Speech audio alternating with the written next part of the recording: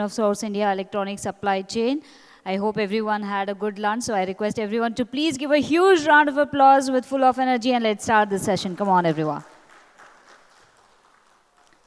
Thank you. So we are continuing with the sessions which will be on startups driving innovation in the ESDM domain. The electronic system design and manufacturing sector is a cornerstone of technological advancement and economic growth. In India, startups are playing a pivotal role in driving innovation and shaping the future of ESDM domain. This session will explore the role of the startups in the evolution of ESDM sector through cutting-edge solutions, new product designs, and disruptive business models. I would like to invite on stage our guest of honor, Mr. Darshan V. IAS, MD KITS, for a special address. Can we all give him a huge round of applause, everyone?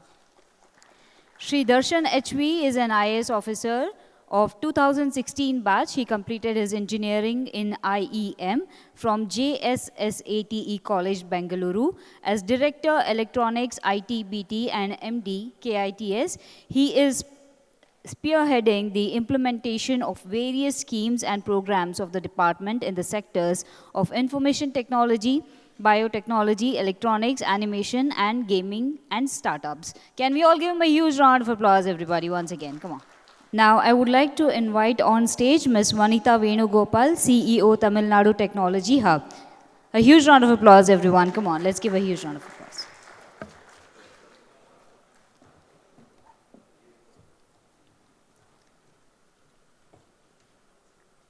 Now, I would like to invite on stage Mr. Mahadesha V, Director, STPI. A huge round of applause for Mr. Mahadesha, everyone.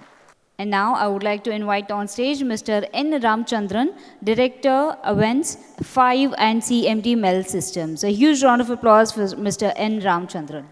Now, I would like to invite our guest of honor, Mr. Darshan V. IAS, MD KITS, to special address the stage. Come. Can we all give him a huge round of applause, everyone? Namaskara and very good afternoon to all of you.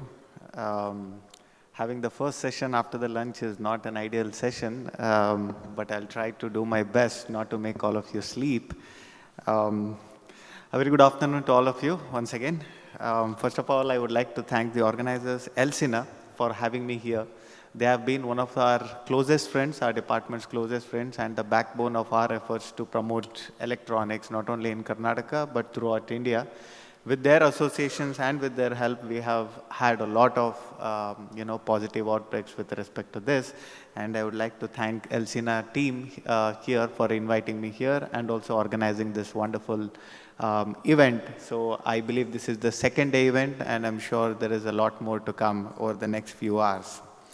So it is indeed an interesting time that we are facing in India today, especially with respect to electronics and related sectors. Especially given the strategic shift that the country is making in transforming import-dependent assembly-led manufacturing to value-added component manufacturing. Well, to be quite honest, Karnataka, which has started its journey as the IT capital, was just an outsource designation for the MNCs and other BPO-led organizations. Now, from IT-led capital of India, it has transformed to lot of things, whether it with respect to startup, whether it's respect to biotechnology, AVGC, and also now with respect to electronics, not just in the manufacturing one, but also from the design component and also the establishment of global capability centers, especially in the electronics and its allied sectors. So today, as of now, we host close to 8.5 lakhs MSMEs in Karnataka, and majority of them are based out on manufacturing components, especially on the electronic related components ones. So recognizing this role that MSMEs and other startups play, so Government of Karnataka has always been at the forefront to make sure that the startups gets their due. The first thing that we have formed is with respect to the startup policy. My dear ladies and gentlemen, we were the first state in India to even come up with a startup policy, and this policy was not actually framed by the government of Karnataka itself. It was basically the idea of the industry who came to us, mentioned that the startups are actually the bulwark of the innovation that India is going to witness in the future. And as a result of this was India's first startup policy that was taken up by Government of Karnataka, which was followed by Government of India and other states. Well, the bedrock of this innovation for the state is the network of centers of excellence. My dear friends, we have close to 18 working centers of excellence today, and 3 are actually in the verge of making. The first one is with respect to emerging technologies. You name a technology, that too in the niche sectors, we have a center of excellence on that. Semiconductor is the one, robotics, drone, machine learning, aerospace and defense, cyber security, where we have recently come up with a recent cyber security policy, animation and gaming, artificial intelligence, Internet of Things, and much more to come. The recent 3 centers of excellence I would like to mention here. One is on fintech, addressing the need or addressing the gap that the e-commerce related industry faces. We wanted an R&D center in collaboration with certain industry partners and academic institutions. We have come up with a center of excellence on fintech, and we have also come up with a center of excellence on automotive tech, which will facilitate a lot of MSMEs and startups to actually anchor their innovation and provide support directly or indirectly to the huge automotive sector that we have in Karnataka, Tamil Nadu, and also Andhra Pradesh and Telangana. The next one I would like to mention is the COE on gaming, along with the space tech that we have formed. So gaming is the next niche sectors where a lot of startups have actually shown interest, especially as a part of extended reality. As of today, you cannot name any one hit Hollywood movie where someone from Bangalore or a Bangalore company related to AVGC has not taken a part directly or indirectly, and that is the power of startups, especially in such niche sectors that we are looking at. Lastly but not the least, Government of Karnataka has also come up with its own space manufacturing policy, or a space tech policy I would say, and we also have a center of excellence on space tech, very niche sector where a lot of startups are working. The recent Chandrayaan mission, Chandrayaan 2 mission and other missions, the startups and MSMEs in and around Bangalore, in and around Chennai, and also Hyderabad have really played a very significant role in making all these a success. So, Government of Karnataka has not only seen Bangalore as one of the bulwark for innovation, we have also tried to spread across Karnataka so that there is a parity, there is no regional disparity in terms of innovation. There is a concept or the initiative that we have taken along with KDEM, that is the Karnataka Digital Economy Mission, an organization under the Government of Karnataka, where we try to spread these kind of innovation throughout Karnataka. Mysore, which we are trying to push with respect to electronics and semiconductor, Mangalore with respect to fintech, Hubli, Dharwad, Belagavi with respect to space tech and foundries, and also Tumkur and others with respect to agri tech and others. Coming back to the Beyond Bengaluru one, just imagine at least 2 days ago where an engineer or any graduate or a postgraduate would have to come to the main city or the headquarters, whether it is in Karnataka or Tamil Nadu or any southern or western states. The headquarters of a state was actually the driving force for these tech graduates or the graduates who aced in technology for them to come. Resulting in this was the rapid urbanizations which these 3 main cities witnessed, especially Bangalore, Chennai and Hyderabad, where the other tier 2 and tier 3 cities actually left behind. To get in touch with this, to make sure that there is not much disparity among whether it is the availability of talent or education or health facilities, we started looking into these emerging clusters, which we call as one of the bulwark for innovation capability, and trying to increase the number of startups who have come in these particular centers. As an effort of this, as of today, in Mysuru cluster alone, we have 402 registered startups. And in Mangalore cluster, we have 432 registered startups, followed by Hubli, Belagavi, Dharwad cluster, which has seen around 463 startups. So that is close to 10% of the overall registered startups that we have here. And that, my dear ladies and gentlemen, is something that we are really proud of. So finally, I would like to tell you how the state of Karnataka is working to excel in this innovation capability of startups, we don't start later. We try to reach out to these entrepreneurs or try to inculcate the mindset of entrepreneurship right from the stage of schools or at least in the colleges. We have an initiative called NAIN, that is New Age Innovation Network, where we try to encourage student projects on niche technologies, not just any project. So any such project that inculcates niche technologies in its implementation or application, Government of Karnataka comes forward and we try to support those projects by giving them a grant of up to 5 lakh, and these grants are diverted or culminated through the colleges themselves, and this is one of the initiatives of New Age Innovation Network. Following this, then we have our own Elevate program, which is being run from 2017 till now. We have supported close to 980 startups, and 100 more are being enlisted, which will be finalized in a matter of week. And we have supported them through a committed grant of around 225 crores, and close to 175 crores has already been dispersed through these startups. So that is the kind of innovation we try to inculcate with this. And also many of the startup entrepreneurs, or we say entrepreneurs, the dilemma that they face is whether they have to keep working and start doing their entrepreneurial journey, or whether they have to quit the work that they are doing so that they can invest more and more time in their entrepreneurial journey. To assert this or to understand this dilemma between them, we wanted to provide them some kind of cushion for over a year at least, and we started a program called Rajiv Gandhi Entrepreneurship Program, where we tried to provide a stipend of around 25,000 per month to these entrepreneurs, where they can actually look into their basic facilities that they and their family actually need, and they can concentrate 100% of their time and resources for this entrepreneurial journey.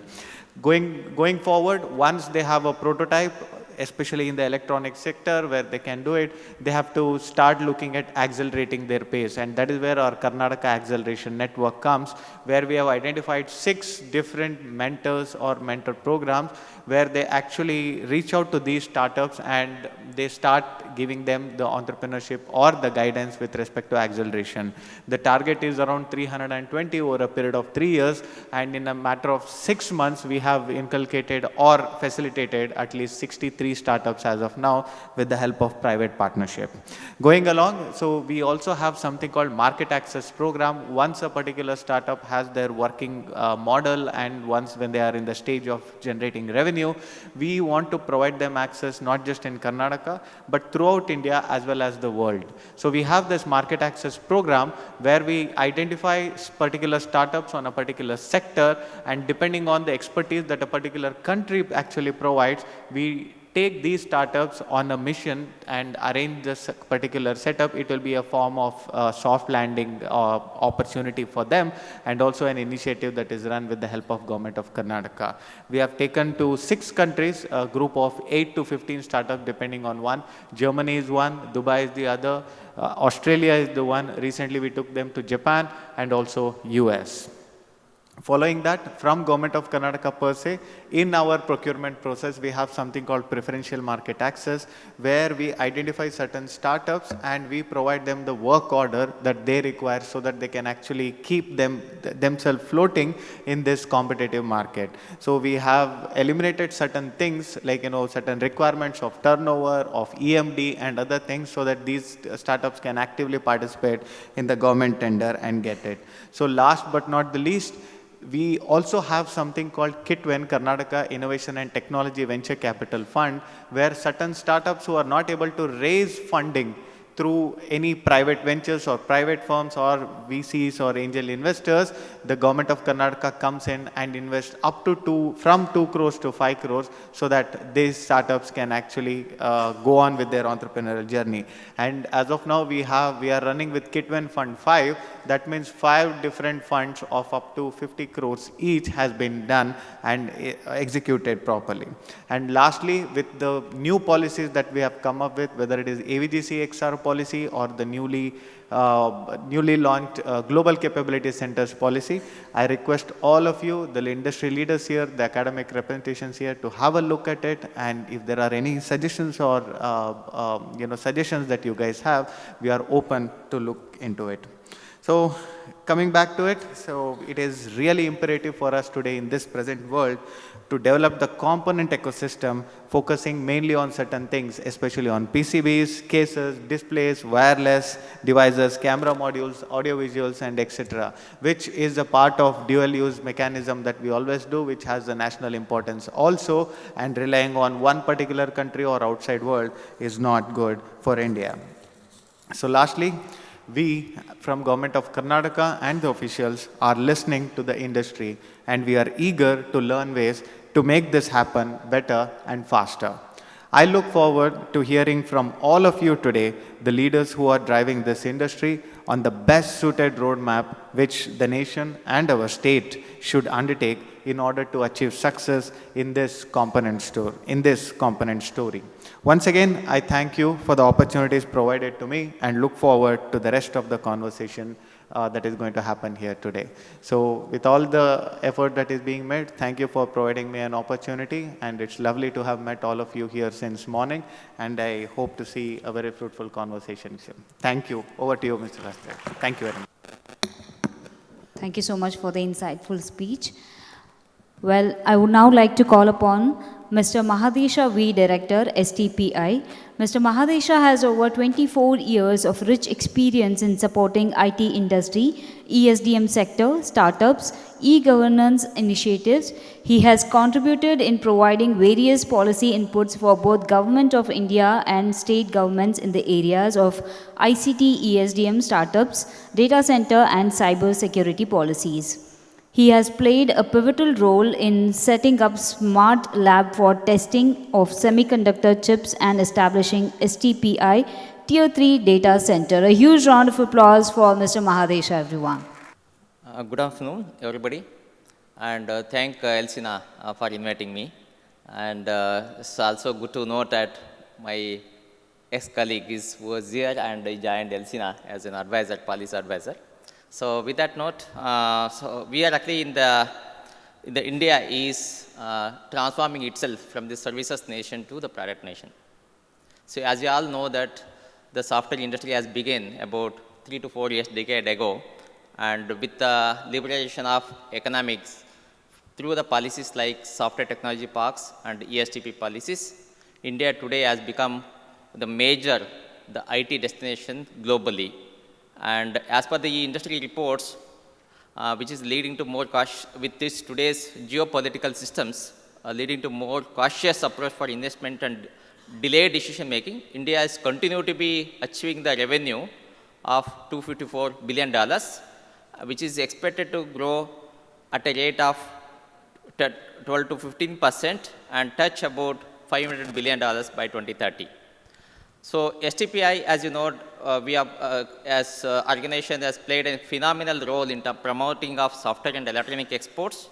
And today, the units registered with STPI have done a tremendous exports to the tune of $114 billion in the year 23-24, of which the contribution of the units in Tamil Nadu state alone have contributed about $10 billion. And these units in Tamil Nadu have the workforce of about 4 lakh employees. As you know that this industry has been contributing to nation's GDP at the tune of 7 to 8% yearly. And Tamil Nadu state has been the continue to be in forefronting in terms of both IT and electronics design and manufacturing. So today, the India is to propel this journey of electronics design and manufacturing. More number of startups, the significant number of startups were registered with DPIIT, actually contributing to design services as well as manufacturing. It's good to know that some of the startups are from STPI, as STPI has been propelling the journey of startup in terms of providing all the required ecosystem, both in IT and electronics design and manufacturing. So we have set up to spur the innovation across all these elements, we have set up Center of Entrepreneurship in about 24 such locations, yeah, in the different domain, be it on AI, ML, robotics, machine learning, and fintech areas, and different business vertical like telecom, fintech, as well as animation and gaming, all that. So these startups today, ever since the STPI actually started the journey of promoting the startup, so far STPI has promoted about 1,500 companies, of which 10% of them actually working in niche areas in terms of electronic systems design services. So I'm also glad to say that alongside of the incubation services of STPI, we also running some programs called Next Generation Incubation Services and Leap Ahead. What does it mean is basically to is not just about seed funding alone, but also we wanted to bring in kind of a venture capitalists who are actually present globally. So with which the startup will have an opportunity to raise the funds even beyond crores. So as per the Telco's Tech Services CXO Survey 2024, indicates strong growth momentum in the calendar year 2024 with understressed sectors like BFSI, telecom, media and entertainment, and high-tech leading to digital spending. GenAI remains a key priority for over 95% of the organizations for the next 6 to 12 months. So as per Niti Aayog, India electronics sector has experienced rapid growth, reaching USD $155 billion in the year 23. The production nearly doubled from USD 48 billion in the financial year of 17 to 101 billion in 2023, driven primarily by mobile phones, which is now constituting about 43% of the total electronics production.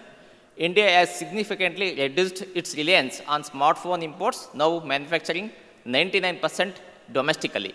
Which is very important to note that India has progressed very well in terms of mobile manufacturing. So Make in India and Digital India played a phenomenal role in terms of improving infrastructure, ease of doing business, supported by various incentives which have stimulated domestic manufacturing and also attracted foreign direct investments. Despite these strides, India electronics market remains relatively moderate, accounting to only 4% of the global market, which is a small number. But so India has to catch up a big way in terms of electronics manufacturing side. So the global electronics market is valued about 4.3 trillion, which is dominated by countries like China, Taiwan, USA, and South Korea, Vietnam, and Malaysia. India currently exports USD 25 billion annually, representing less than 1% of the global share, despite 4% of the global demand. To enhance the competitiveness, India needs to localize high-tech components, strengthen design capabilities through R&D investments, and also forge strategic partnership with global tech leaders. So as per the reports of industry body, the demand for components and sub-assemblies reached $45.5 billion to support $102 billion worth of electronics production.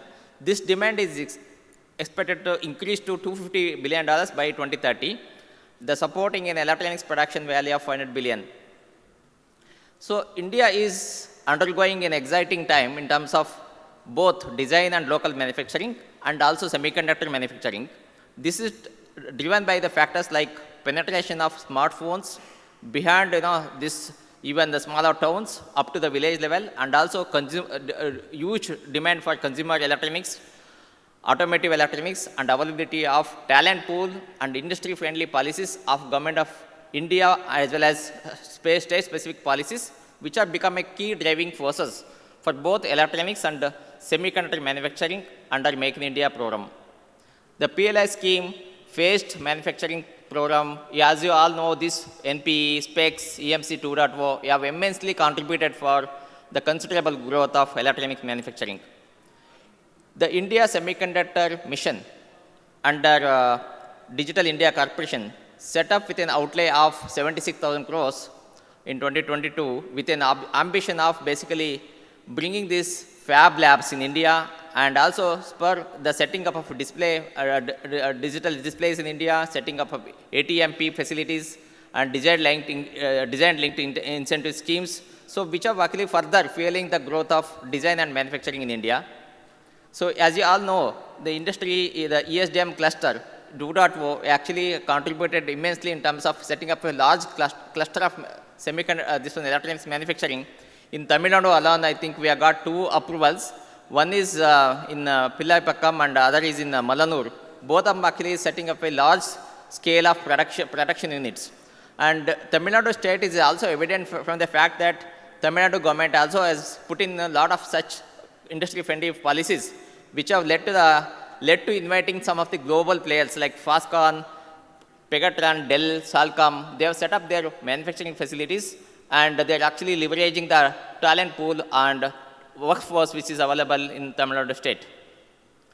And the startups, most of the startups today actually fueling the kind of a design services of the semiconductor companies because of the fact that they are actually more of innovative, and also they are working on the cutting edge technologies like quantum semiconductors as well as Gen AI, and infusing those kind of algorithms into the chips. The event SOS India, organized by Elsina, I think would go in a long way in bringing this kind of matchmaking in terms of buyer and suppliers kind of meets, and also produce locally those kind of products or components which are maybe required for large scale manufacturing in India. I'm sure that Elsina would play a vital role in bringing this India into a most preferred destination for electronics design and as well as manufacturing. So in STPI, actually we have taken up 2 such very important initiatives in terms of basically how do we reduce the design cycles and also reduce the dependency on the other foundries where before the silicon goes for validations, all that. We have set up a such lab called Smart Lab with the support of Government of Karnataka.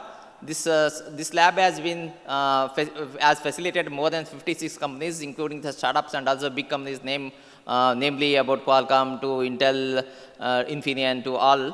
And some of the IITs also have used this facility. And the whole purpose as for setting up a lab in terms of basically reducing the design dependencies have come down drastically.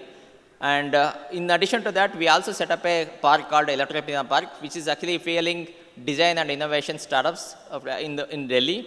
The EP, Electropina Park, extended this supported MIT. Actually, so far about 59 startups have been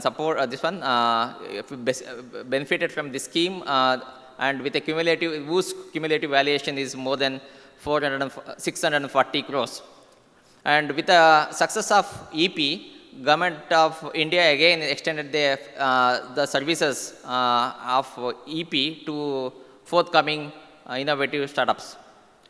So fintech even such one of the basically because Tamil Nadu state has been the hub for mathematics and more about finances services. So looking at harnessing the potential of the state, STPI and Government of Tamil Nadu has with the support of MIT has set up a center called fintech. It's called FilmBlue, which is supported. Glad to say that it is supported about 61 startups and whose valuation stands about 1,500 crores as we speak, and about 27 IPs have been filed. 2 of them actually granted, and few of them startups which are interacted actually have created a niche kind of a products out of their innovations. And to support all this ecosystem, STP has unveiled a cloud called Ananta Cloud. It's kind of a resilient, more resilient hyperscale cloud to enable this kind of a design and basically product design as well as kind of a thing actually develop those kind of products, and also not only from the point of design but also from the point of simulating the kind of a designs. We also have GPUs and kind of a TPUs kind of a processor to enable this ecosystem in terms of Gen AI using those models like NLPs as well as DM models, all that. So in summary, India's ESDM sector is a robust growth trajectory supported by favorable government policies and increasing domestic manufacturing capabilities with ongoing efforts to overcome the existing challenges, I think India is very well positioned to play an important role and pivotal role in country's economic future, harnessing the potential of the skilled workforce, which is continue to be emerging, and at the same time conducive policies of the government, and also world is looking forward to make this one actually use this one use India's talent, India's products for their requirements. So with this note, I'm sure that Elsina can play an important role in basically harnessing the potentials of the talent pool as well as conducive policies, work hand in hand with STPI also to make this country very not from the IT alone, but also from the electronics and design in semiconductor and electronic side. With this note, I would like to thank Elsina for inviting me to share my thoughts. Thank you all. Thank you, Mr. Madesha. Now, I would like to invite Dr. Ravi Bhatkal, MD, McDermid Alpha. Dr. Ravi Bhatkal serves as Managing Director, McDermid Alpha Electronic Solutions India Private Limited.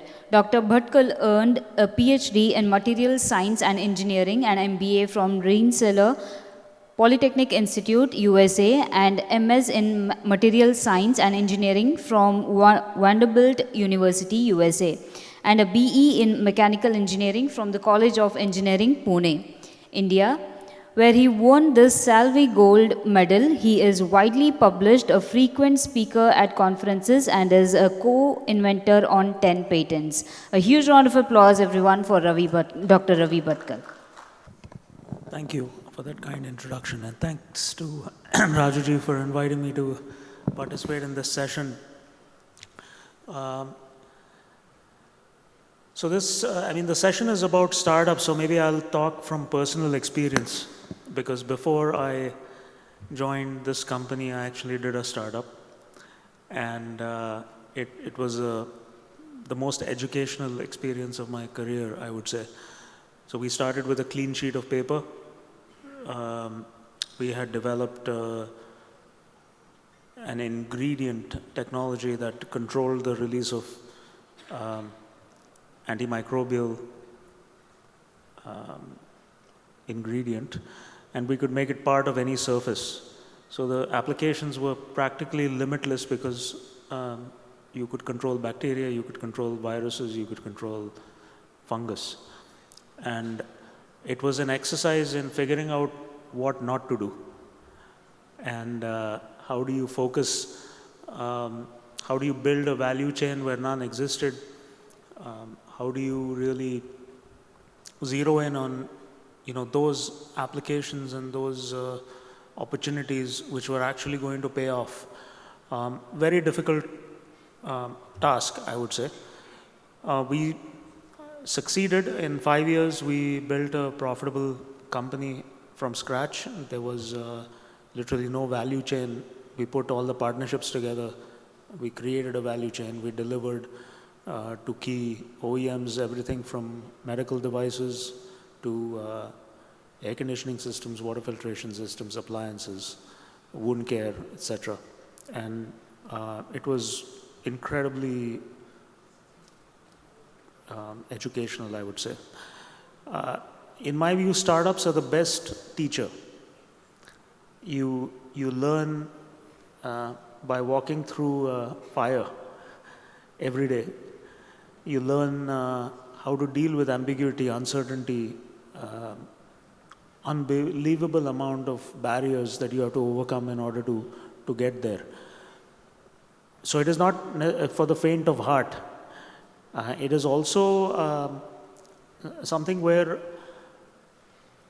I think the purpose or the intent of the entrepreneur is critical. I see Rima sitting in the audience, and she runs the IIT Madras Research Park ecosystem for startups. The intent with which you start something is super, super important. I mean, do you start something to make a difference, to solve a difficult problem, to really add value to the ecosystem that you're a part of? Or do you start something with the intent of creating a financially lucrative exit. And I think that we probably need to recalibrate some of that going forward. I think having said that, the opportunities here are historic, right? You can pick, there is no shortage of capital anymore. You can get capital if you have a good idea, capital is available. And at every stage, you can get micro capital to get going and prove the concept, including, by the way, with corporate CSR, which we have done to fund innovative startups looking to go that first mile from just a concept to a prototype, to really taking it to the next level, angel funding, and then Series A, and so on and so forth. It's well developed now here. So where does that, where are the opportunities, or what am I talking about here in terms of suggestions? So, for example, we are a material science company. Materials is a very counter-intuitive topic for startups. It's not that easy. When you develop a new material or a new platform, it takes typically tens of millions of dollars and maybe 10 to 15 years to actually make it, even for a large company with a lot of resources. So this is not clearly for the faint of heart in terms of a startup topic. But in the electronics manufacturing ecosystem, be it going from semiconductors all the way down, and there's lots of opportunities starting from design, specifically fabless, as well as several other design opportunities where startups can emerge. The whole RISC-V ecosystem is developing very well in India, and I think that startups can really take advantage of that. I would also say that we should look at opportunities to build the sector around what OSATs or IDMs or even fabs would really need. You look at how that ecosystem has evolved in a place like Taiwan or China, and you will find all kinds of companies emerging, companies that make substrates, like ceramic substrates for circuits or lead frames. There is a big gap right now. There is no ceramic substrate supplier in India. There is not yet a viable lead frame supplier in India, domestic. And so to me, if somebody asks me what would be my pick to do something, those would be the first two things that I would suggest, because the demand is clearly going to be there. You're going to have OSATs doing significant number of packages. You're at least going to have 10 to 12 OSATs making a huge number of billions of packages a year. The ecosystem around that needs to be built sooner rather than later. Things like quartz tubes for reactions for doping, for example, in a fab. Do we have quartz tube manufacturing in India? Just an example, right? Or do we have capability to make molds that can be used for the mold compound molding, post lead frame attach and wire bond molding to encapsulate the packages? Those are just some of the things that I would, just offhand, I could suggest that. So one strategy in my view is to look at the layer around the OSATs and the layer around the fabs to figure out what can be supplied into these ecosystems. And that can be done in a reasonably doable way, right? You're not looking at insurmountable odds or huge investments or very large timescales that are very long timescales that are involved here. So there's all sorts of opportunities if I were to advise somebody to do this, I would look at those opportunities which feed into the anchor customers that are doing fabs and large OSATs and so on and so forth, and really look at how to do that. Plenty of companies from overseas willing to do alliances domestically if there are people willing to take this on, and I know of at least one that has done it, that is starting to do it. So those would be my immediate suggestions.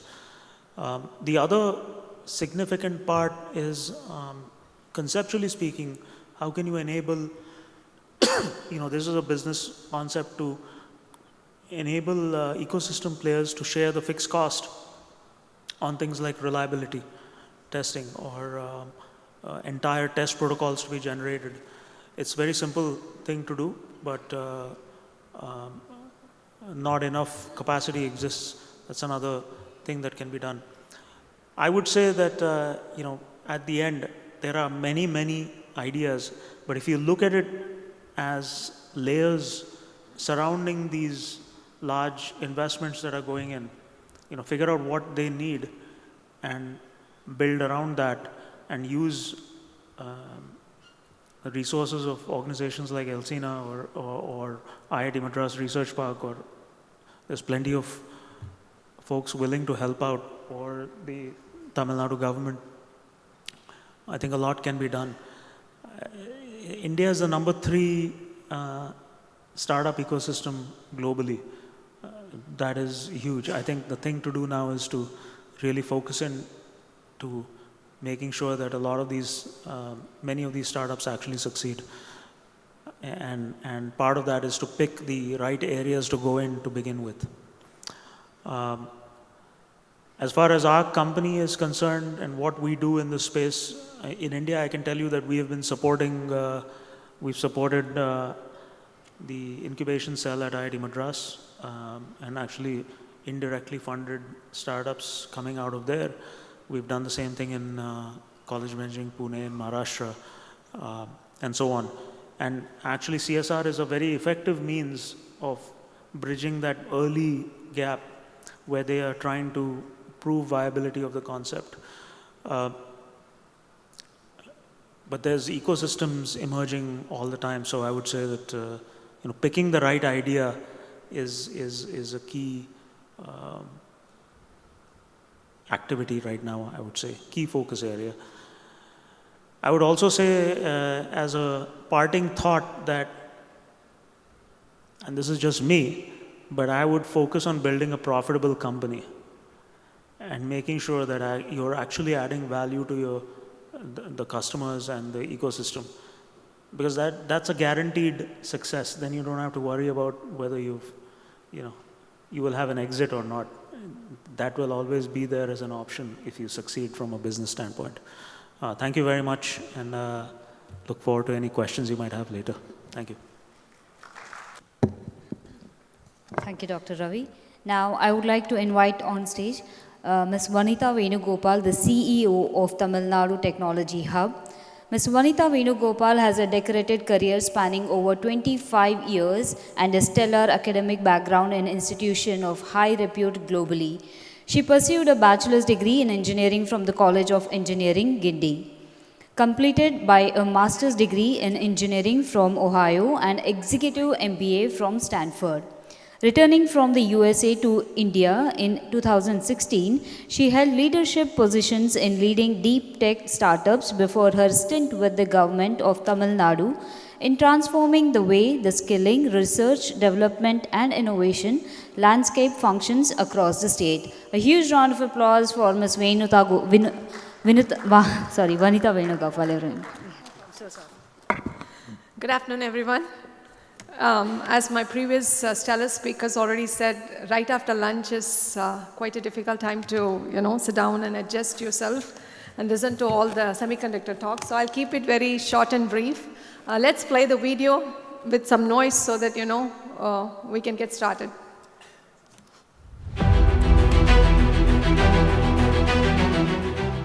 Tamil Nadu Technology Hub, established by MeitY in the government of Tamil Nadu, was launched by the Honorable Chief Minister of Tamil Nadu, Thiru M.K. Stalin, in May 2023 to democratize the research, development and innovation landscape of the industrialized state's deep and emerging tech ecosystem. UMaginT in 2024 had landmark initiatives of the hub launched by the Honorable Deputy Chief Minister, Udayanidhi Stalin, in the march towards innovate in DN and build the future. IT&T Hub has come a long way since then, India's leading emerging and deep tech innovation network. Recognized as Model Innovation Hub by MeitY, IT&T has been attracting national and international delegations to learn, collaborate and emulate our best practices. Beacon Bootcamps, Pathfinder Incubation, PyAccelerate Acceleration, Mentor Meets, Investor Connects, Masterclasses and Founder Talks by successful entrepreneurs are among our flagship initiatives that have supported 2,088 entrepreneurs so far. Incredibly useful and wonderful. We met so many people and really know how industry works and how we pitch our product into investors. IT&T Hub facilitated top-notch technology transfers between researchers and startups for commercialization. And through a series of tech transfer workshops, commercialization of more technologies are in the pipeline. Bringing together various stakeholders, we hosted the IT&T Industry Conclave and the IT&T Investor Mixer to support the deep and emerging tech startups of Tamil Nadu. Tamil Nadu Technology Hub has exchanged MOUs and LOIs with leading industry partners in the state, country and globally, and took our startups on international delegation for mentorship, market access and funding. Since we are the part of the delegation to Dubai, we had a great the global exposure, and also we just visited some lot of other the potential free zone in Dubai through IT&T. We had one-to-one conversation with few VCs here, and they gave some really good insight which actually helped us to decide what type of funding we would like to, we need to approach in the future. The idea is solving these relevant problems, making Tamil Nadu as one of the top destinations for investors and making it $1 trillion economy. Thanks to Honorable Tamil Nadu Chief Minister. Thanks to Honorable Tamil Nadu CM. Really thanks to Honorable Chief Minister. I definitely want to share my sincere thanks to IT&T. Thank you so much, IT&T. All right, I think we all got a dose of it. Once again, thank you, Elsina, for having me here today. I was the last minute, wildcard entry. I didn't realize till yesterday I was going to come and talk, but really appreciate the opportunity because semiconductor is one of the things that we have recently gotten into, literally like a few weeks ago. Since we are set up in a PPP partnership, MeitY is one of our funding organizations. And during my talk with our secretary, Mr. Krishnan sir, he said, why aren't we looking into, semiconductor space specifically in Tamil Nadu, where this is a government-run organization, so that, we can actually put some support, because a lot of things are coming from the center. How can you, better utilize this? Having said that, we'll quickly go through what this organization does. It's a very nascent organization. Oh, I have to, I was waiting for someone. So this was the first innovation hub with a focus on deep tech and emerging tech set up by the state of Tamil Nadu in collaboration with the government of India and industry partners to democratize deep tech startups of the state. It was inaugurated only on 15th May 2023. So I think we'll be 2 years old. So I can't call it anymore a newly married types, newly married or, it's a new nascent organization. So we are here to collaborate with industries who are here to see how you all can come in and support us so that we can actually, from walking, crawling, we can start running in this space. So, wearing my strategy hat, just to give me a little background, having come from a technology space, having worked in the US for a long time, the first thing is, okay, what are when you're working with the government, there are multiple layers that, kind of intersect. So how do we make sure there's no duplication of efforts taking place, and what is the entrepreneurial landscape of Tamil Nadu? So the first thing I did in the first week when I took up this role, October of 2023 was to understand what are the different ministries and the different departments that are working in this space. As you can see right from, if you, kind of curse through from the left to right, you have a lot of work that gets in the school labs. I was quite impressed with Mr. Darshan IAS sir when he was talking about what's done in Bangalore, right? There's a lot of best practices we can take from our own neighboring states, which we do, but I do have it on my meeting notes that I need to go and meet that team also. So right from tinkering labs in schools, from DOTE is Director of Technical Education, which happens in the higher education engineering colleges, to E-cells or the CED cells we call it, Center for Entrepreneurship Development cells are all set up in these colleges just to inculcate the entrepreneurial mindset. Startup is no more a thing of the far. It is considered as one of the professions nowadays. Hey, I have a startup company, I have an idea. So we are very fortunate that in the last 3 years, because of the schemes and policies that has been put aside by the government of Tamil Nadu, the current startups is like around 10,000 plus registrations have happened. Excellent, right? But then where are the key things that we can take, we can call this a deep tech. Having done a feasibility study or kind of gone around to find how many deep tech startups are there, we could barely can see around 600 to 700 of them. And thanks to my neighboring, concern, which is IITM Research Park, they are already doing a fabulous work. I work with them very closely. We have an MOU, recently that we signed during the UMAG in 2025, and I think my good friend Rima is here. She'll acknowledge that. It's all about how do we collaborate, how do we have a network of networks. If someone is doing something well, how can we, participate with them, join hands with them so that we can take it just not at the urban population, but also take it to tier 2, tier 3 cities. With my own experience, when I've interacted with the tier 2, tier 3 startups, you can see kind of the raw talent that comes off it. How can we bring that ideas and the talent and actually mold them, help them to make sure their product is, they are able to create an MVP as well as take it to the market. Having said that, TN Rise is set up just for the women entrepreneurs. We have EDI and Startup TN, which are at different levels where they give different types of fundings and grants. Then we have the industries department, which have set the COEs in the advanced manufacturing space in association with Dassault, Siemens, and GE Aerospace. And then where does ITNT since? As you can see, I always have IT Madras because that is where we want to aspire to become. How do we make good startups coming out of research? How do we make sure that IP commercialization takes place, right?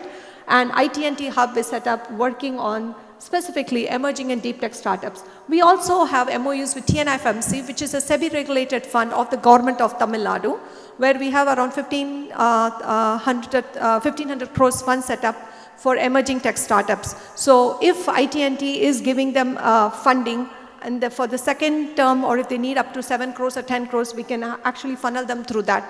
So this system is set up. We are started to work with the startup. The next is how we can, kind of have these mini-cons, unicons, or success stories coming out of this. So technologies in focus. So as you can see, we specifically as an organization, we focus on deep tech startups mainly. So what do you call as deep tech? This is something, I all the time talk to all my bureaucrats who are like, okay, what's the difference between startup and deep tech, and why do you think we need an organization that is specifically set aside to support these startups, right?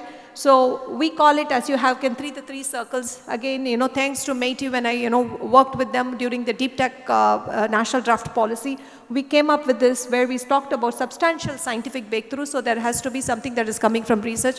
We have the stalwarts researchers and PhDs here. So I'm not a PhD, but I'm just going to touch upon the topics: transformative impact, solutions, some global challenge.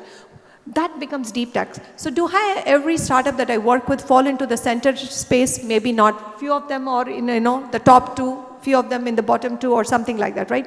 But the key is to bring in startups, give the right support for them so we can actually bring the Agnikools or the other big ones that, we talk about.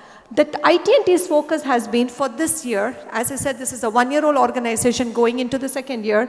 It is, as you can see, the technology, AI, AR, VR, robotics, quantum, and semiconductors. So, and semiconductors was the last, it was entered like few weeks ago only, where we said, we're going to start looking at semiconductor sectors because that is one of the space we truly believe that, we want to encourage as well as explore and make it better in lines with the other states. These are the other technologies and sectors. Then these are the initiatives. Some of the places where we want the most support from the industries or the semiconductor industries here is the innovation network. Incubation, we have a space of 30,000 square feet right in the heart of Anna University, one of the oldest university, top 10 in India. We do acceleration programs. We have joined hands with ISP Hyderabad to support us on that. Fab Lab and the small scale production Fab Lab and design studio has already been set up, but our forward looking is setting up an innovation network where R&D capability. We have around 2,530 IPs, out of which 500 IPs have already been granted. What are we going to do with these IPs? Doesn't they have to stop with publications, or can we join hands with researchers or investors to see whether we can do tech transfer? Can we do open innovation? Can we jointly collaborate? There could be a buyout? We don't know that. So we are looking for people to come and support us in this space. International pavilion, cross-border exchange. I think Darshan sir had talked about it, Madisha sir talked about it. It's very important for our startups to be able to have a market access in the international market also. Venture studio, that is kind of my wish list for this year, for this strategy, for this year, right? Can we spin out ventures? Can we bring in these researchers into our ecosystem and spin off them as ventures so that they can come out and create the great product, great innovation. So can Tamil Nadu become like an innovation-led economy? That would be something that we can aspire towards. So these are the programmatic, how do we source these startups, right? So one of the programs that we run is called Beacon, which is for early stage, researchers to come in to do an idea validation. I consider this like a boot camp program. It's 8 modules, 4 weeks. They quickly come in, we bring in industry experts. We have been very, very thankful and full of gratitude that most of these industry experts come to us on a pro bono basis because they want to give it back to the ecosystem. And we have, by the way, these people are just not from Tamil Nadu. We get globally, nationally and globally who have been supporting us in this because we have run 3 cohorts and it has been fantastic and we have had good conversions. So there's researchers and then we have a program called Pathfinder. Once the Beacon program, the idea gets validated, they go through an incubation program called the Pathfinder, which is like 12 months to 18 months where we give them space to incubate as well as connect them to our local ecosystem. And once the Pathfinder, whoever graduates, we do the I-Accelerate. This is just to give you, I'm a very metrics-oriented person. I'm all very crazy and anal about KPIs. It's all about, okay, how many cohorts we ran, how many conversion happens, what is that we are doing right, what is that we are not doing right, what is that where we need support. This is just to kind of summarize what we have done in the last 1.5 years. This was the Jigsaw platform, which is a technology platform which was launched by our Honorable Deputy Chief Minister last year, which has, for this ecosystem to thrive, this what we are talking about, this whole deep tech ecosystem or the startup ecosystem, these are the 5 players who have to work in continuously in tandem so that, we can benefit from each other. So, semiconductor startup ecosystem in TN, right? The little work that we did and kind of, went and did a survey, what is the semiconductor ecosystem currently in Tamil Nadu? How many of them are, in the space of, design and manufacturing? So we kind of did the spread and thought like, we were in touch with 63 startups currently. And then what are the things that we need, right? From government initiative and policies, if we can, there is again a Tamil Nadu Semiconductor Advanced Policy was also released. How can we work with them closely on the design linked schemes? How can we work the Make in India campaign?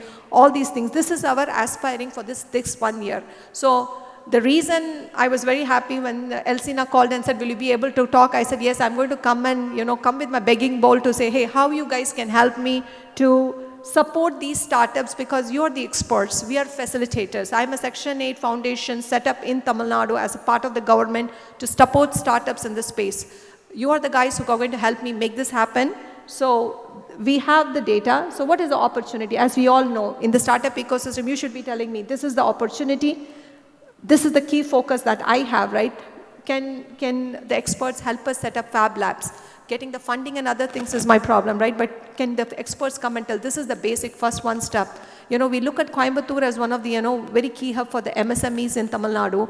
And, if we want to set up something like that for the startups, we are already going to have SPOCs in 6 different locations within Tamil Nadu. The first one is going to be in Trichy, Madurai and Coimbatore, followed by Tirunelveli, Salem and Hosur. But the first three, if we have set up anything like that in that location, will it make sense to have these labs? These kind of roundtables and knowledge sharing and best practices is what I'm looking at from the ecosystem.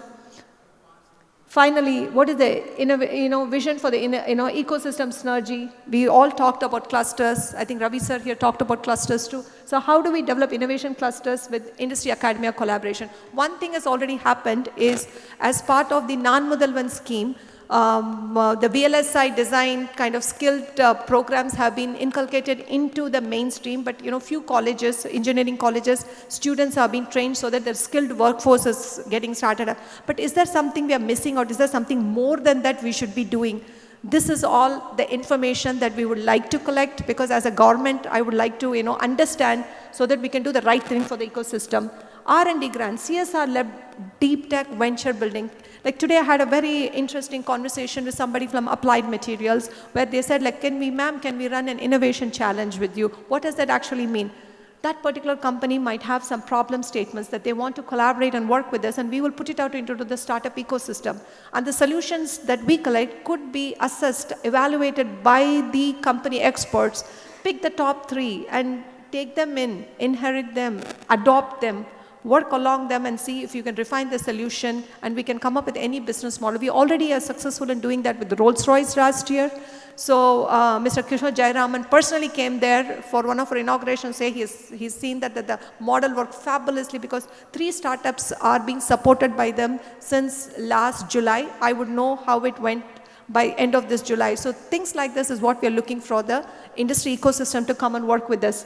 Using your R&D, CSR grants, we will, introduce our startups to you guys. Can you adopt somebody and work with us in tandem, right? Startup support, again, I want to see if we can have a semiconductor fabless support programs, and what does that program should look like? What are the step 1, step 2, step 3? So once again, I think, thank you for the opportunity, Nandri, and I am Vanita Venugopal, Tamil Nadu Technology Hub. I have my card, my team is here. Please come and collaborate with us so that we can make Tamil Nadu and India great again. Thank you. Thank you. Now I would like to invite Mr. N. Ramchandran, Director OSENS 5 and CMD MEL Systems.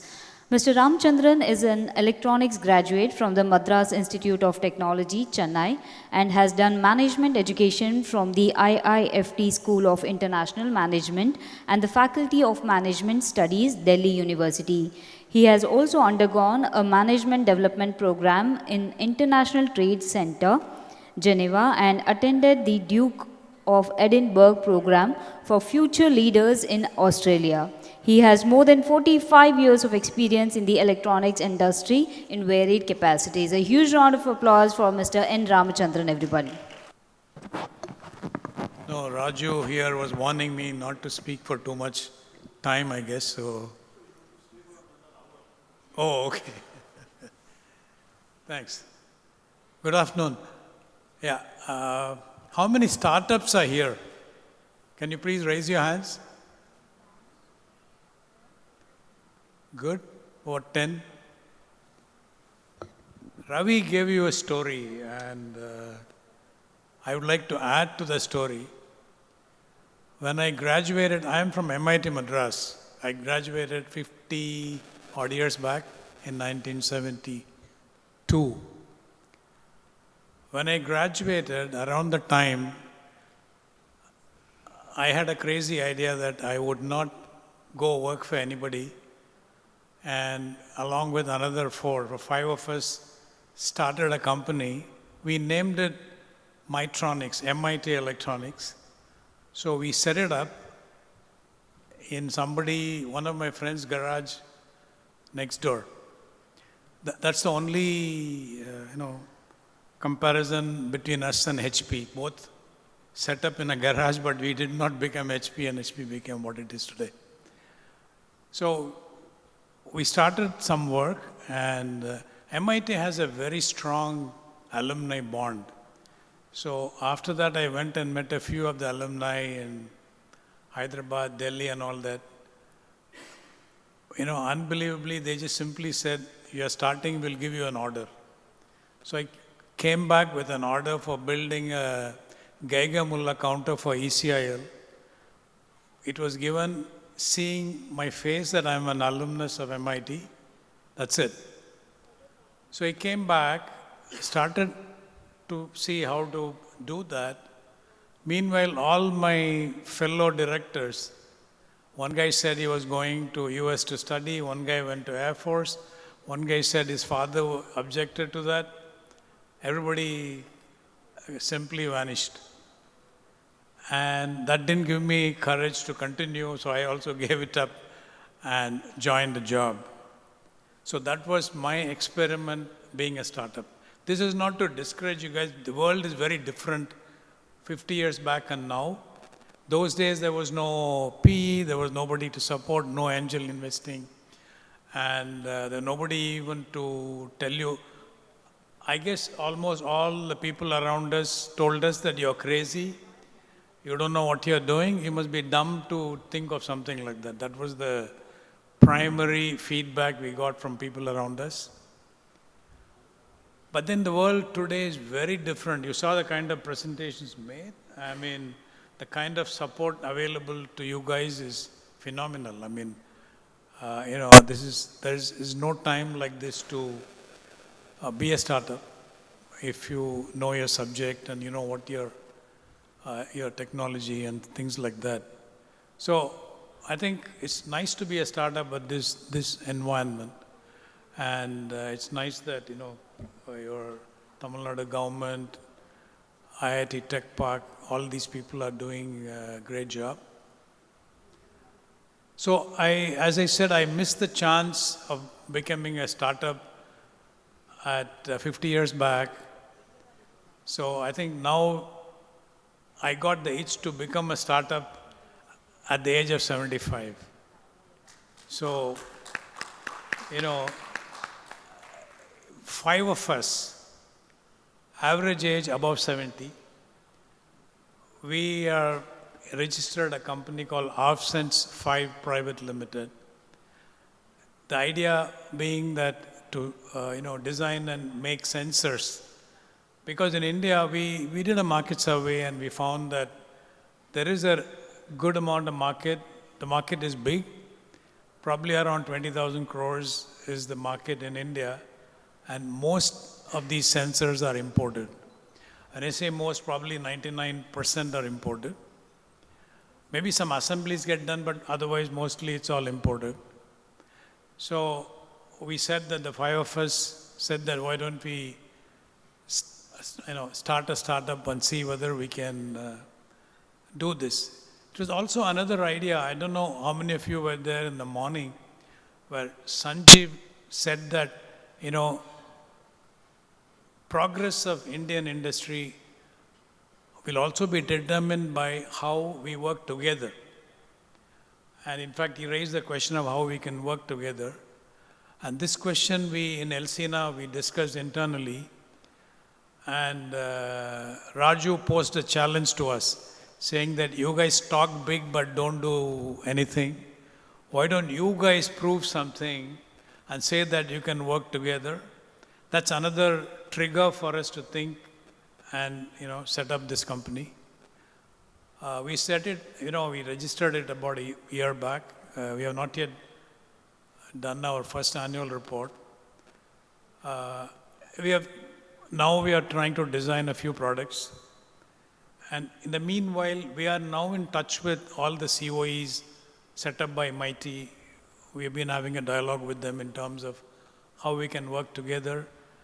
We're also talking to people like Rajan John and others. So we kind of spending now the time to evaluate in terms of what should be our path towards productionizing our ideas and what kind of products to zero in on.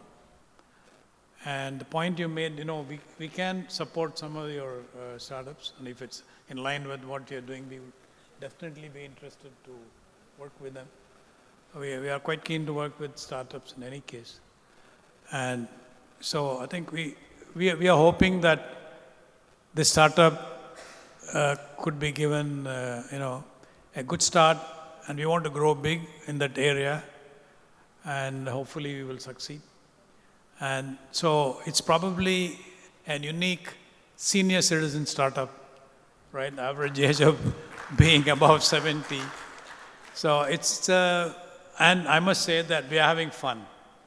You know, the five of us, we kind of have video calls every 15 days. Whatever happens to the project, at least we have fun, you know, discussing. And now we have Sashi joining us in terms of helping us. So he is joining that. So spending time every alternate week, we have a call on Friday afternoons. That's been a great thing to exchange ideas. We love it. We are having a great time. Hope, along with having a great time, we'll also do something solid. So I think the point is that you young startups, there is an enormous opportunity waiting for you guys. I mean, she said in terms of semiconductors, you know, Ravi talked about semiconductor. There's so much you can do in semiconductor ecosystem. In fact, there are at least, I would say, 100 products around the semiconductor systems one can think of, and you know, work with. You're not talking about fab and OSAT. Forget it. Inputs to fabs, inputs to OSAT is a big business, and there are specialist companies overseas, fairly doing a lot of businesses. It's available to all of you. I mean, so you guys have a great future ahead, and it's very nice to be startup. You know, instead of hunting for jobs, it's good to be a job giver. I think that's a slogan by the government of India, but it's just a sensible slogan. And I really wish you all the best, and all the best. And you know, you guys have a great future. Jai Hind. Thank you so much to all the esteemed speakers for sharing your valuable thoughts with us. Right, ladies and gentlemen, we have now the launch of MeitY Startup Hub, Elsina's Startup Challenge. So the launch of MeitY Startup Hub, Elsina Design and Manufacturing Startup Challenge, which will be now played on the screen. This is a startup challenge for everyone. Okay, but somebody has to explain what you're doing, right? Okay, so this is a you know, it's initiative between Elsina and MeitY Startup Hub. So we were encouraged by the CEO, Mr. Paneer Selvam, that we should try to, you know, start something here. This will not end here; it's only being started here. So we have got this, you know, QR code, which is going to be on our website, elsina.com. Anybody can go there. Any of the startups can go there, and they can, you know, register here that they will be, you know, providing a solution to the 4 problem statements that we are going to present today. So they can go to the website elsina.com and they will find this QR code. I guess it will be shown as a part of the, is it on the home page or? There will be a link on our website. So there will be a link on the website. Yes. Okay. So that is one thing. So there will be four you know, corporates. Their presentations will be made with their problem statements, and you know, the startups can register there. And even those who are not here can do it separately. That is fine. I mean, they don't, you know, need to be here to register for this. Number one. So that is the first thing. After that, we have got some you know, presentations, you know, 5-minute presentations by 5-6 startups who will present what they are doing in really short, you know, brief. And we have a jury here of 4 experts. They will be, you know, marking them on various parameters, and then they will rank them, and possibly we'll be giving them, you know, an award or a certificate of appreciation, which will be done separately. It can't be done right now, but we will try to complete at least the work with the jury today. So first, we start off with the corporate presentations. But before that, the mementos, please. You please announce the mementos. I now would like to invite on stage Mr. Sasikumar Gendam sir, President Elsina, to please join us on the stage to give away the mementos as a token of appreciation. Can we all give a huge round of applause, everyone? So first, I would like to invite Mr. Darshan V. IAS, MD KITS for the special address. A huge round of applause, everyone. We would like to thank Mr. Darshan. I request everyone to please clap a little louder. Come on, everyone. Let's keep that energy going. We would like to thank Mr. Mahadesha V, Director STPI, for today's address. Can we all give a huge round of applause for Mr. Mahadesha, everyone?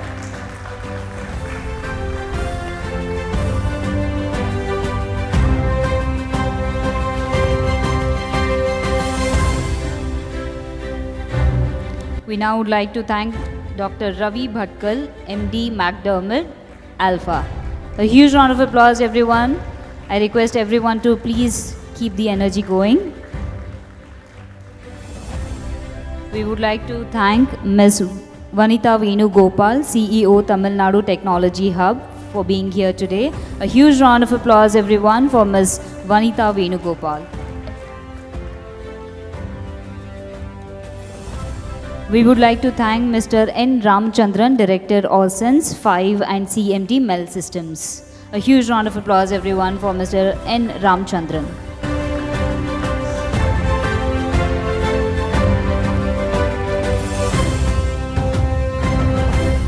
I request everyone to please come a little bit in between, yes.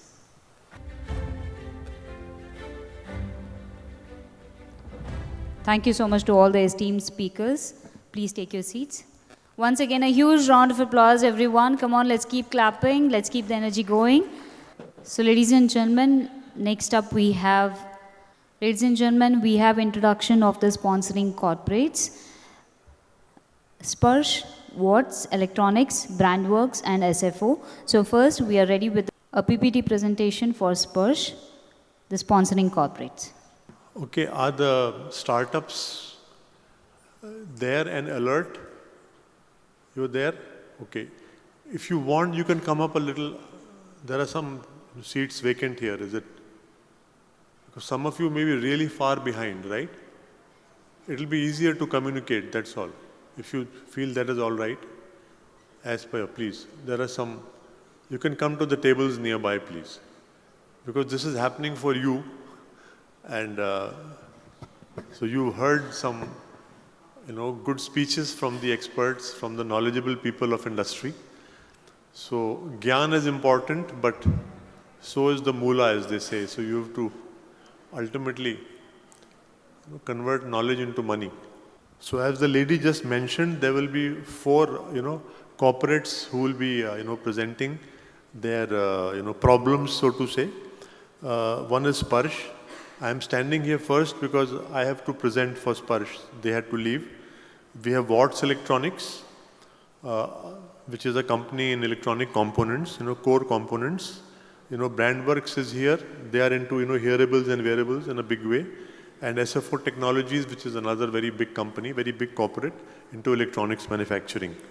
So I will just, show the slides for Sparsh. I am not the expert from there, but I am only representing their management because they had to leave to catch a flight.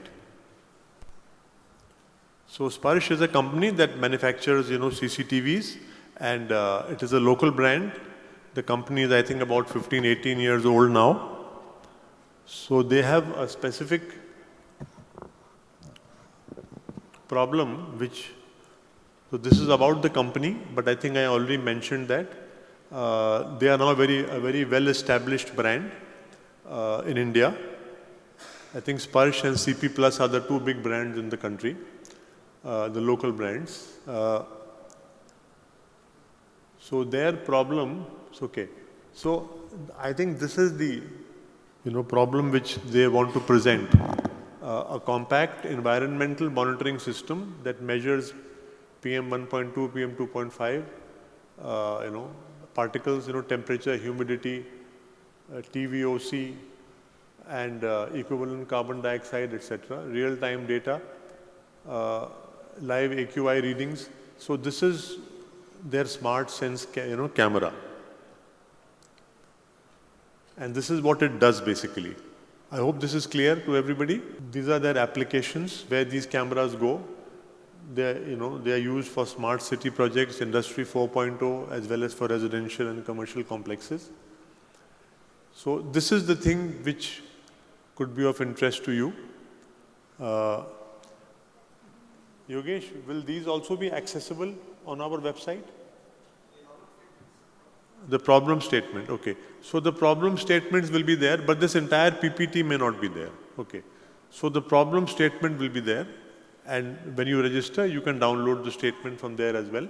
So this company is looking for some smart sensors, I guess. Currently, most sensors used are imported, and we aim to source a reliable, high accuracy, cost-effective, made in India sensor. So as Mr. Ramchandran also spoke about, all the previous, speakers also mentioned, this is a very essential part of the startup ecosystem. I think this could be a good opportunity. And these are the requirements of the sensor. I don't want to read them out. You can read them yourself, and you can always, download the statement. So that is the statement number 1 from Sparsh, from Sparsh CCTV. And the name of the company is Samriddhi Automations. Okay. Next. Yeah.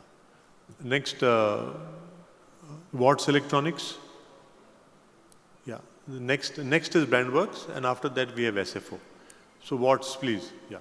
Good evening, dignitaries of the dais, fellow Elsina members and guests, and energetic startup members. So I am representing from Watts Electronics, which is a 45-year-old company. We started in 1979. Brief history about us, like Mr. N. Ramachandran said, when college was over, they started a startup. He tried to start a startup, same way the directors of Watts started a startup in 1979 in their third attempt successfully. And here we are now manufacturing various components for the Indian market and for abroad. We are primarily started manufacturing with carbon film resistors, but then we have expanded our portfolio to all types of resistors like metal film, metal glaze, metal oxide, wire wound. And we go to all different industries in the country, especially metering, automotive, medical, commercial, EV battery management systems, etc. So I'm just trying to keep it short. This is a brief photo of our factory. This factory is held in Cochin. We've had a history of factory in Tamil Nadu also, that is in Coimbatore. This is our third factory which we have built recently last year just to expand our capacity, and this is held in Cochin. Currently our capacity is 1 billion resistors, and we are occupied 70% of this thing. Rest of it, I think you can just read it. So I'll just quickly go to challenges and opportunities that our company is presenting to the startup scene over here. So one of the first problem statements that we have is that inefficiencies in production planning systems, which are not inherently made in India, which we have to pay a huge amount to develop and to incorporate in companies which are basically MSMEs. So this particular production planning system we are suggesting should have to take continuous monitoring of various parameters. And for example, what is the raw material availability? What is the manpower availability? How many shifts do we have? How many machines are available? How many production lines we have? We are a production line with 8 lines total, so how to plan around that? And the recommended optimal production schedules. So the caveat, so the inputs are always changing. For example, in our market, as an MSME, we have to support all kinds of urgent orders. I think everybody over here knows that some order would come today and they want it yesterday to be delivered in their shop. So we need to plan urgent. We need to figure out our raw materials for that. We need to see how our production plan for existing customers changes and how to make it done. This is all done manually right now. We have certain production systems, but they are all fed manually. So there should be an intelligent method of how to support these particular systems. The benefits of doing such a system would be reduction in delivery time, efficient use of plant, machinery, and manpower. We won't have to order extra material and extra warehousing. So again, we save money on that. And maintaining inventory levels, as I mentioned before. So this is one of the problem statements. We have another problem statement which will help us a lot in our production efficiency. One of the biggest concerns which we have is an unavailability of off-the-shelf systems for production monitoring systems, for visual inspections. So there are big pricey solutions which are used as visual inspection systems, which we have seen in Taiwan, Japan, Korea, places like that. But trying to incorporate that over here is an expensive venture, and we would think that India as an IT megalith should be able to develop one by themselves, which other companies in India should be able to use. So one of the main thing is we make a varied number of products. Metal film, carbon film, all have their own identifying features. Now, right now, identification is done manually for value, for size, for wattage, for total length, and all different variations that come with it. Now, validation of the product marking also is done visually. This can cause human error, which is again a bad thing for the end customer. All this, right now, we have double, triple checks, which can be automated if we have a visual inspection system. Dimensional checks again comes under that, and surface aberrations. For example, when we have molded resistors, or if we have silicon-coated resistors, if they have any aberrations or things like that, it has to be again manually checked and removed manually. Right now, we have an automatic check for value. This whole system can be connected to that and use that as a system to reject the materials automatically, hence reduction in manpower or improvement in efficiency of manpower. The caveat here is the system has to provide the signal back to the coating line. So we have a coating line where the resistor or the component is manufactured, and the system should be able to send back a signal after a counter system so that it can reject automatically. We already have a rejection mechanism. It's just that the identification and rejection has to be done quite quickly. We make about 1,500 resistors a minute, so the system should be fast enough to identify, process it, and send a rejection signal within that limit. But we have a counter system, you can delay it by a bit. The solution should be budget friendly, of course. If it has to be successful for you and for you to be able to use it for other companies, it should be budget friendly and flexible enough for MSME to adopt it, because current systems are not budget friendly and they're not flexible, and many people shy away from it. Benefits, lead time reduction due to faster inline production. So if we make production today, we can dispatch it today itself, because it'll be an online system, not an offline system where the operator has to do re-inspection again. Significant reduction in errors. Right now, there is chance of 1 ppm to 20 ppm of errors going to the customer. This will be reduced to 0 ppm. So again, we'll be moving towards the quality standards set up by automotive industries or Japanese industries or German industries by doing this. And of course, lower operating costs, because the whole thing will be automated, and then turnaround time from order to dispatch becomes less. Thank you. Good afternoon, startups. So I want to give you a problem which is actually for the startups, and any startups who start startups always think big, right? And this is the kind of problem which we are currently facing, which is a 4G module designing. Currently, we import a lot of modules which comes from China, but there is no indigenous design module which is available. First, I would like to tell about our company. We are design-led manufacturing company, which is again a startup, but our investor now say you are not at all a startup. We are 5 years ODM and OEM space.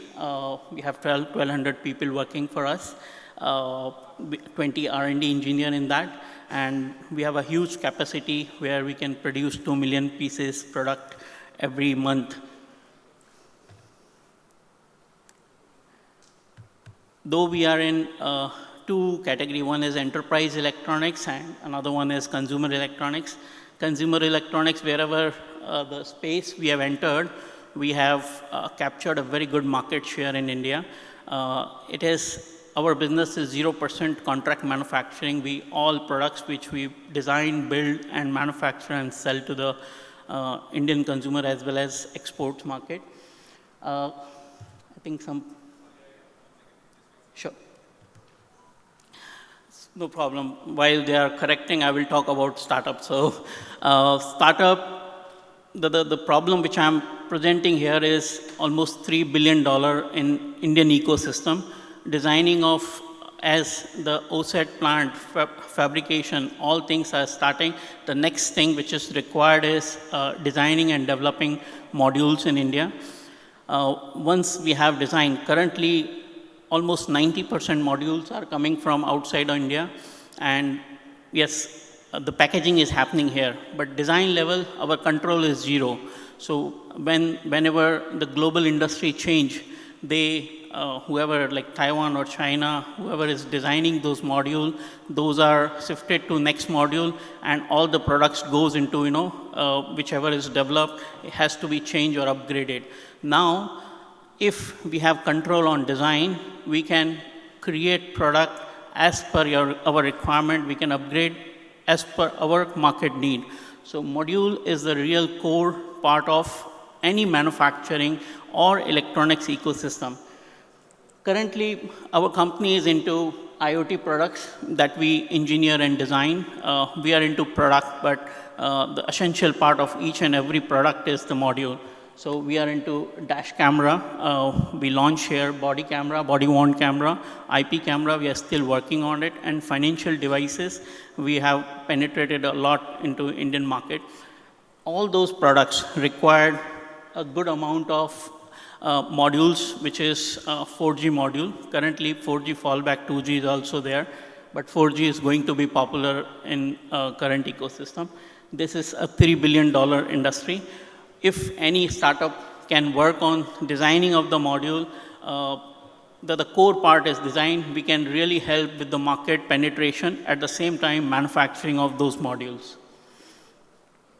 What we really looking for the startup to be built upon is, these are the industries and area where these modules are used. So in industrial IoTs or securities, fintech, these are the industry, and the market size is huge. And it's growing by 11 to 12% CAGR. What I'm proposing here, so with if any startup is looking to design those modules, we are ready with the finance. We can support with the funding to those startups, and also manufacturing partnership we can do with the startup. We can actually set up the manufacturing facility to create module in India. And any other support which required, we are happy to help here. So our target is to move into this space, which is a realistic requirement. Any startup who's looking to set up this kind of module, by 30th June, they can submit their RFP or prototypes. We can work up with them and make it scale in Indian ecosystem. Thank you so much. Thank you. Next, I would like to call from SFO.